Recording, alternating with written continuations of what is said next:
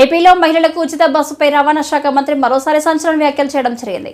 ఆయన ఈ రోజు మీడియాతో మాట్లాడుతూ మరో 2 నెలల్లో ఉచిత బస్సు వస్తున్నాయని చెప్పడం జరిగింది. సార్ ముఖ్యంగా నేను ఒకటే చెప్తున్నా, నేనేం సస్పెండ్ చేయలేదు సార్, ట్రాన్స్ఫర్ జరిగింది. ముఖ్యంగా ఆ రోజు మాకు ఈ ప్రభుత్వంలో ఏ అధికారి మీద జులుం అయితే ఉండదు. ఆ రోజు అక్కడ జరిగిన పరిణామాలు అయితేనే, అక్కడున్న యూనియన్స్ వాళ్ళు అయితేనే, అక్కడికి వచ్చిన కార్మికుల సమస్యల మీద నేను అడగడం జరిగింది. ఆయన దాన్ని పట్టించుకోకపోవడం వల్లే ఆయన మార్చామని చెప్పక సస్పెండ్ చేసే అధికారం మాకు కూడా లేదు. చెప్పండి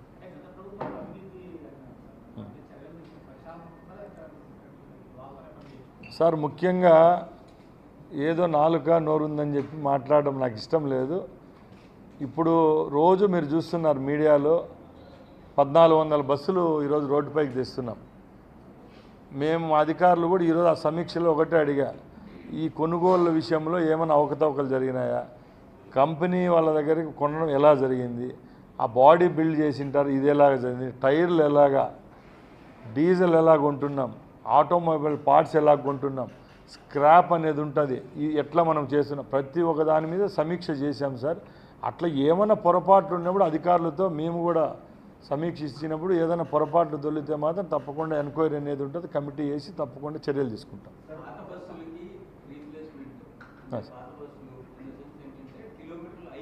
అవును సార్.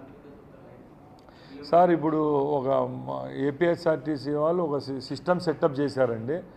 దాంట్లో ఏముందంటే 13 లక్షల కిలోమీటర్లు పైబడినవి ఆర్ 15 ఇయర్స్ రోడ్డుపైకి వచ్చిన బస్సులను ప్రామాణికంగా తీసుకోవడం జరిగింది. ఆ బస్సులను అయితే స్క్రాప్ కింద మార్చడం జరుగుతూ ఉంటుంది. అవి ఏటా సుమారు 800 నుంచి 1000 బస్సులు అయితే ఉంటాయి. ఎక్కడండి సార్? ప్రతి ఒక్క ఏటా రొటీన్గా ఈ స్క్రాపింగ్ అనేది జరుగుతూ ఉంటుందండి. కొత్త బస్సులు కూడా కొంటా వస్తూ ఉంటారు. ఇప్పుడు ఈ 1400 బస్సులు అయితే ఏమన్నారో అవి మీరు చెప్పినట్టు రీప్లేస్మెంట్ వివిధ కేటగిరీల్లో మేము రీప్లేస్ చేస్తూ వచ్చాము. ఇప్పుడు ముఖ్యంగా మీ దృష్టికి ఏం తీసుకొస్తున్నామంటే, మా గవర్నమెంట్ ఫామ్ అయిన తర్వాతే ముఖ్యమంత్రి గారితో చర్చించడం జరిగింది. రేపు ఫ్రీ ట్రాన్స్పోర్టేషన్ అనేది ఇస్తున్నాం మహిళలకు. ఆ ఇచ్చే రోజుకి ఆక్యుపెన్సీ రేట్ అనేది ఆటోమేటిక్గా పెరుగుతుంది. అప్పుడు మనం ఖచ్చితంగా బస్సులు కొనాలి. ఉత్త బస్సులు కొంటే సరిపోదు కదా, అక్కడ ఉండే మ్యాన్ పవర్ కూడా ఇంక్రీజ్ చేయాలి. కాబట్టి తప్పకుండా కొనబోయే బస్సులు, అలాగే దానికి సంబంధించిన డ్రైవర్లు అయితేనే, కండక్టర్ అయితేనే, మెకానికల్ పీపుల్ అయితేనే ఎంప్లాయ్మెంట్ అయితే కల్పిస్తాం.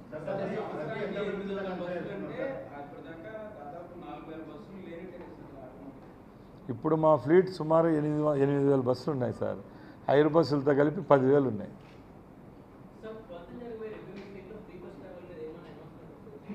సార్ ఒకటి యాక్చువల్గా ఈ గవర్నమెంట్ గిరిజన అభివృద్ధికి పురోగతి సాధించాలన్న సంకల్పంతో ఐటీడీఏని ఎన్టీఆర్ స్థాపించారని మంత్రి గుమ్మడి సంధ్యారాణి అన్నారు. శుక్రవారం మీడియాతో మాట్లాడుతూ ఐటీడీఏ వచ్చిన తర్వాత గిరిజన సోదరులు, మహిళలు ఎలా ఉండాలి అనేది తెలిసిందన్నారు. హాస్పిటల్ ఉండాలి, హాస్పిటల్ లేని దగ్గర కనీసం ఒక చిన్న సబ్ సెంటర్ హెల్త్ అయినా ఉండాలి అని చంద్రబాబు నాయుడు గారు ఏర్పాటు చేసిన తర్వాత గిరిజన గ్రామాలలో డోలీ మోతలు ఎక్కువగా ఉన్నాయని ఫీడర్ అంబులెన్సులు పెట్టి డోలీ మోతలకి చరమగీతం పాడాలని తీసుకున్నటువంటి నిర్ణయం మనం ఎంతో అభినందించవలసిన విషయం. ఈ రోజు కూడా గిరిజన ఆడపడుచులు రోడ్ల మీద డెలివరీ అవుతున్నాయంటే మనం ఎంతో సిగ్గుపడుతూ బాధపడుతున్నాం. అలాంటి పరిస్థితి నుండి గిరిజన గర్భిణీ వసతి గృహాలు ఏర్పాటు చేసి గిరిజనులకు ఫీడర్ అంబులెన్స్లు ఏర్పాటు చేసింది ఆ మహానుభావుడు చంద్రబాబు నాయుడు గారిని మాత్రం నేను సగర్వంగా తెలియజేసుకుంటున్నాను. అలాగే మన గిరిజన ప్రాంతాల్లో ముఖ్యంగా త్రాగునీరు, సాగునీరు, విద్య, వైద్యం, రోడ్లు ఈ 5 ఉంటే పూర్తి స్థాయిలో 80% కష్టాలు మనకు పోయినట్టే. ఇలాంటి కష్టాలన్నీ తప్పించడానికి గిరిజనులకు దాదాపు 250 గ్రావిటీ స్కీమ్స్ ఇచ్చి 70,000 కుటుంబాలకి త్రాగునీరు అందించింది మన చంద్రబాబు నాయుడు గారని మీకు సగౌరవంగా తెలియజేసుకుంటున్నాను. అలాగే రోడ్లు చంద్రన్న బాట అని, చంద్రన్న కనెక్టివిటీ రోడ్స్ అని ఆ రోజు వేస్తే గత 5 సంవత్సరాల్లో ఉన్నటువంటి జగన్మోహన్ రెడ్డి అన్ని వ్యవస్థల్ని అస్తమస్తం చేసేశారు సార్. పూర్తిగా ఫీడర్ అంబులెన్స్లు క్యాన్సిల్ అయిపోయాయి, బెస్ట్ అవైలబుల్స్ కు క్యాన్సిల్ అయిపోయాయి. గిరిపుత్రిక కళ్యాణ పథకం క్యాన్సిల్ అయ్యింది.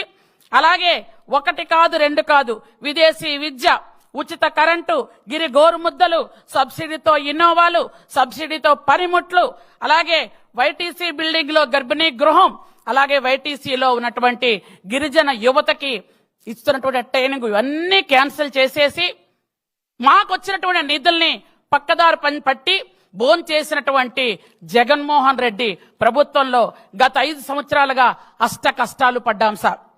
అలాగే ఎవరైనా ప్రశ్నించి అడిగితే కొన్ని రేప్ కేసులు జరిగాయి, కొన్ని మర్డర్స్ జరిగాయి, కొంతమంది భూమి లాక్కున్నారు, కొంతమందిని రోడ్డు మీదే కొట్టారు, కొంతమందిని గుండ్లు గీయించారు, కొంతమందిని జైలు పాలు చేశారు. ఇలా దాదాపు 9 ఐటీడీఏ పరిధుల్లో మేమున్నటువంటి 30 లక్షల మంది ఉన్నాం ఆంధ్ర రాష్ట్రంలో. గిరిజనులం 30 లక్షల మంది ఏదో విధంగా గత ప్రభుత్వంలో ఎఫెక్ట్ అయి మేమందరం నానా కష్టాలు పడ్డామని మీకు చాలా బాధతో తెలియజేసుకుంటున్నాం సార్. ప్రతి గ్రామాల్లో చదువుకోవాలని మీరు స్కూల్ పెడితే ప్రతి గ్రామానికి స్కూల్ అక్కర్లేదని మహానుభావుడు తీసేశాడు సార్. ప్రతి గ్రామంలో ఫీడర్ అంబులెన్స్ ఉండాలని మీరు చెప్తే గ్రామాలకు ఫీడర్ అంబులెన్స్ అవసరమే లేదన్నాడు సార్. గిరిజన పిల్లలందరూ చదువుకోవాలి, ఇంగ్లీష్ మీడియంలో చదువుకోవాలని బెస్ట్ అవైలబుల్ స్కూల్స్ ఏర్పాటు చేస్తే అసలు బెస్ట్ అవైలబుల్ స్కూల్స్ మీకెందుకు అని అడిగిన పరిస్థితి వచ్చింది సార్. గిరిజనులకి అంబేద్కర్ విదేశీ విద్య పెడితే రాష్ట్రంలో లా అండ్ ఆర్డర్ పూర్తిగా దెబ్బతిందని వైసీపీ నేత రాంబాబు ఆరోపించారు. లోకేష్ రెడ్ బుక్ రాజ్యాంగం నడుస్తుందని మండిపడ్డారు. విజయవాడలోని అంబేద్కర్ స్మృతి వనంపై దాడి చేయడం బాధాకరమన్నారు. నిన్న రాత్రి విజయవాడలో ఒక చరితాత్మకమైనటువంటి అంబేద్కర్ స్మృతి వనం పైన గుర్తు తెలియని వ్యక్తులు దాడి చేసి ఎవరైతే అది ప్రారంభించారో వైఎస్ జగన్మోహన్ రెడ్డి గారు ఆ రోజు ముఖ్యమంత్రిగా ఉండి ప్రారంభించారో ఆయన పేరుని సుత్తులతోనూ రాళ్లతోనూ కొట్టి వాటిని చెరిపేసేటటువంటి ప్రయత్నం చేయటం అనేది చాలా దురదృష్టకరమైనటువంటి సంఘటన. ఇవాళ రాష్ట్రంలో జరుగుతున్నటువంటి చేష్టలు కానీ సంఘటనలు కానీ చూస్తున్నప్పుడు ఇది ఒక ఆటవిక రాజ్యంగా ఉన్నది తప్ప ప్రజాస్వామ్యంగా లేదు. ఇది బాబాసాహెబ్ అంబేద్కర్ రచించిన రాజ్యాంగం ప్రకారం దేశమంతా నడుస్తూ ఉంటే ఆంధ్రప్రదేశ్ మాత్రం రెడ్ బుక్ రాజ్యాంగం నడుస్తూ ఉన్నట్టుగా అర్థమవుతా ఉన్నది. నిజంగా బాబాసాహెబ్ అంబేద్కర్ని గుర్తుపెట్టుకొని జగన్మోహన్ రెడ్డి గారు ముఖ్యమంత్రి అయిన తర్వాత ఒక ఆలోచన చేసి ఒక స్మృతివనాన్ని నిర్మించాలనేటువంటి ఉద్దేశంతో ప్రభుత్వం తరపున 125 అడుగుల ఎత్తు కలిగినటువంటి అంబేద్కర్ విగ్రహాన్ని విజయవాడ నడిబొడ్డులో ఎంతో వ్యయ ప్రయాసాల కోర్చి ప్రభుత్వం దాన్ని నిర్మించింది, ఘనంగా ప్రారంభించింది. మనం విజయవాడలో ప్రవేశించేటప్పుడు మొదటిగా తల ఎత్తి చూస్తే కనపడేది బాబాసాహెబ్ అంబేద్కర్ విగ్రహం. అలాంటి విగ్రహాన్ని ఆవిష్కరించి ప్రారంభించినటువంటి జగన్మోహన్ రెడ్డి గారిని కొనియాడవలసినటువంటి ప్రజాస్వామ్య దేశంలో నాకు అర్థం కాల. రాత్రిపూట లైట్లు ఆర్పేసి చాలా పోలీస్ బందోబస్తు ఉంటుంది ఆ స్మృతివనానికి. లైట్లు ఆర్పేసి దుండగుల్లాగా ప్రవేశించి వాటిని తొలగించేటటువంటి కార్యక్రమం చేశారు ఆ గుర్తు తెలియని వ్యక్తులు అంటే వారు ఖచ్చితంగా తెలుగుదేశం పార్టీ వారు అని మేము ఇవాళ ఆరోపిస్తున్నాం. చంద్రబాబు నాయుడు గారి ప్రమేయంతో, లోకేష్ గారి ప్రమేయంతోనే ఈ సంఘటన జరిగింది. అలా జరగలేదు. ప్రభుత్వానికి సంబంధం లేదు, చంద్రబాబు నాయుడు గారికి సంబంధం లేదు, లోకేష్ గారికి సంబంధం లేదు. అయితే దాన్ని ఖండించాలి. ఖండించి మళ్ళా జగన్మోహన్ రెడ్డి గారి పేరుని అక్కడ మళ్ళా ప్రతిష్ఠింప చేయాలి. అలా చేసిన రోజును మాత్రమే ఇవాళ ఈ ప్రభుత్వం మీద ఉన్నటువంటి మరక పోతుంది. నేను చూస్తున్నా చాలా చోట్ల సెక్రటేరియట్లు ప్రారంభించారు జగన్మోహన్ రెడ్డి గారు, లేదా మరొక అభివృద్ధి కార్యక్రమాలు ప్రారంభించారు. వాటన్నిటినీ పగలగొడుతున్నారు, వాటన్నిటి మీద దాడి చేస్తున్నారు. ఏమిటి అన్యాయం అని అడుగుతా ఉన్నా, ఏమిటి ఆటవిక రాజ్యం అని అడుగుతా ఉన్నా. జవహర్లాల్ నెహ్రూ గారు నాగార్జున సాగర్ నిర్మాణం చేసి ప్రారంభించారు. ఇవాళకి వెళ్ళినా జగన్ అక్కడ జవహర్లాల్ నెహ్రూ గారి పేరు ఉంటుంది, పాల్గొట్టేస్తారా? మోడీ గారు వచ్చారు కాబట్టి పాల్గొట్టేస్తారా? లేదు, చంద్రబాబు నాయుడు గారు ప్రారంభించిన సంఘటనలు చాలా ఉన్నాయి, అవన్నీ పగలగొట్టేస్తారా? పగలగొట్టేయాలా? ఏమిటి దారుణమైనటువంటి ఒక సాంప్రదాయాన్ని ఇవాళ తెలుగుదేశం పార్టీ అధికారంలోకి వచ్చిన తర్వాత తీసుకొచ్చారు. ఇది చాలా దురదృష్టకరమైనటువంటి సంఘటన. మాజీ మంత్రి వైసీపీ ఎమ్మెల్యే పెద్దిరెడ్డి రామచంద్రారెడ్డిపై సిపిఐ జాతీయ కార్యదర్శి నారాయణ తీవ్రస్థాయిలో విమర్శలు. ఈ సందర్భంగా శుక్రవారం ఆయన తిరుపతిలో మీడియాతో మాట్లాడుతూ రాష్ట్ర వ్యాప్తంగా పెద్దిరెడ్డి భూదందాలకు పాల్పడ్డారని ఆయన ఆరోపించారు. 2 బిల్లు ఆపేస్తే మాకు ఎట్లా సాధ్యం అవుతుంది చెప్పేసి కేరళ ముఖ్యమంత్రి సుప్రీంకోర్టుకు పోయాడు. సుప్రీంకోర్టు వాళ్ళు దానికి నోటీస్ ఇచ్చి చర్చిస్తున్నారు.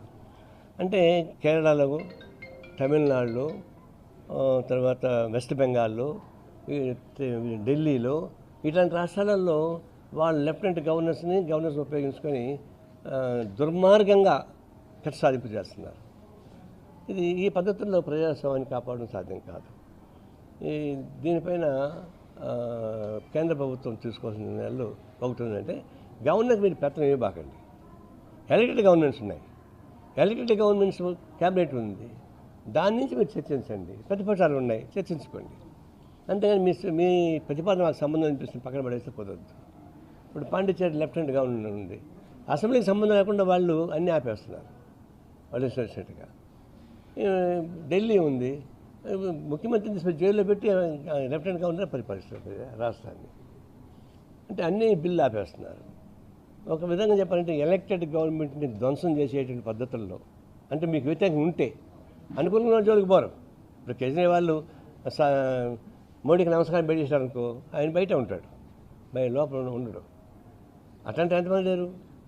వేల కోట్ల రూపాయల అవినీతి పాల్పడిన వాళ్ళందరూ కూడా బెయిల్ పైన ఉన్నారు కదా, దయాదక్షిణ పైన. కాబట్టి ఒక కక్షపూరిత వైఖరితోటి బడ్జెట్తో సహా కేటాయింపుల్లో అన్యాయం చేస్తూ ఉన్నారు. దీన్ని ఎదుర్కోవాల్సిన అవసరం ఉంది. ఎదుర్కోవాలంటే ఎట్లా ఎదుర్కోవాలి? న్యాయబద్ధంగా ఎదుర్కోవాలా? న్యాయబద్ధంగా ఎదుర్కోవాలంటే మన తెలుగు రాష్ట్రాలు ఉన్నాయి, ప్రతిపక్షమే లేదు, అంత అధికారపక్షమే. ఆంధ్రప్రదేశ్లో ఇద్దరు వాళ్ళ పక్కే ఉన్నారు, జగన్ ఆయన పక్కే ఉన్నాడు, చంద్రబాబు ఆయన పక్కే ఉన్నాడు.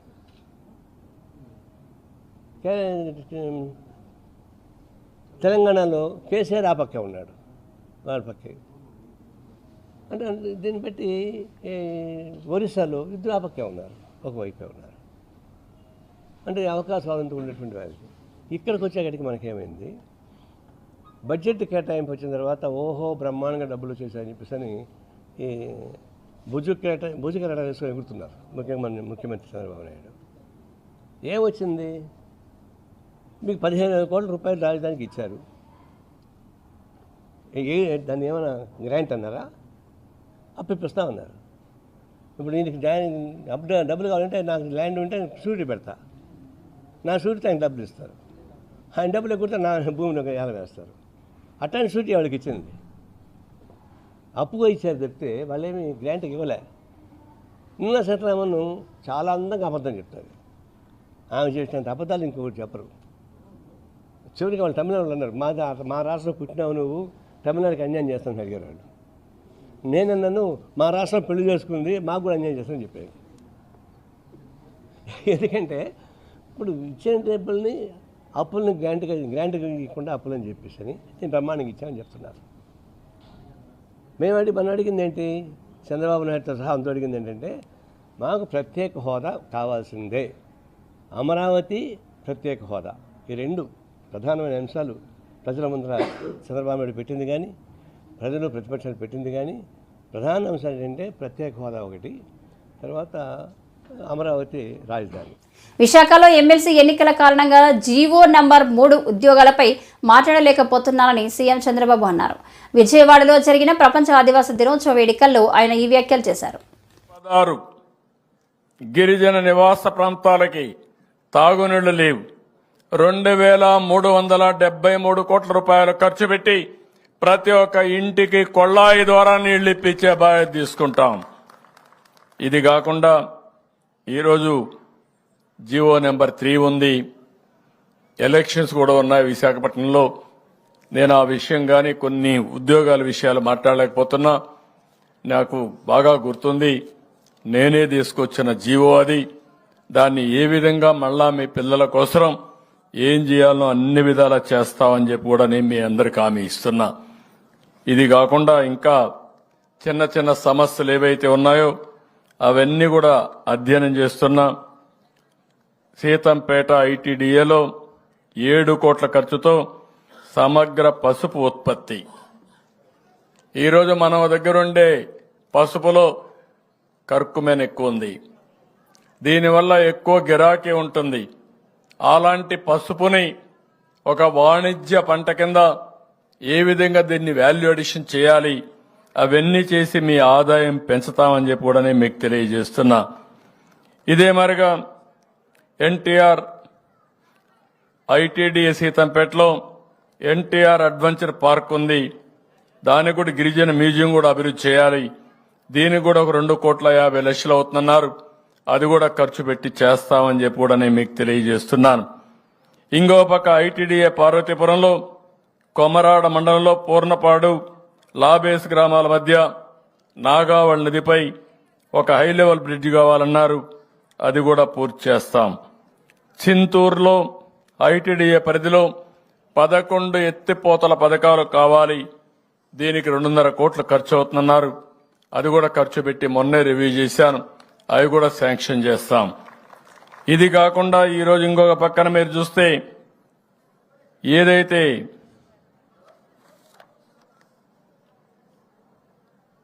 పాడేరులో మెడికల్ కాలేజ్ ఉంది, నేను అది కూడా నిర్ణయం చేశాం. 500 కోట్ల రూపాయలతో ఆ మెడికల్ కాలేజీని పూర్తి చేసే బాధ్యత కూడా ఈ ప్రభుత్వం తీసుకుంటుంది.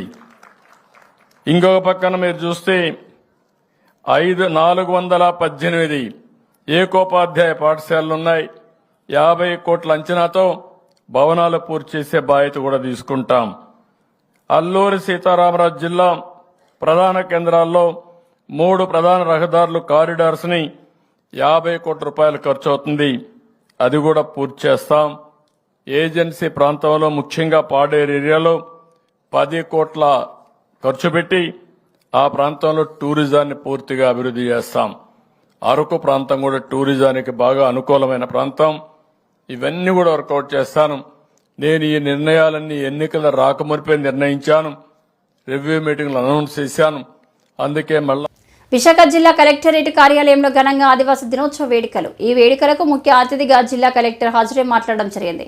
గిరిజనుల కోసం ప్రత్యేకంగా సంక్షేమ అభివృద్ధి కార్యక్రమాలు అందించామని, అరకు కాఫీకి గిరిజన ఉత్పత్తులకు అంతర్జాతీయ గుర్తింపు కోసం ప్రోత్సాహాన్ని అందించామన్నారు.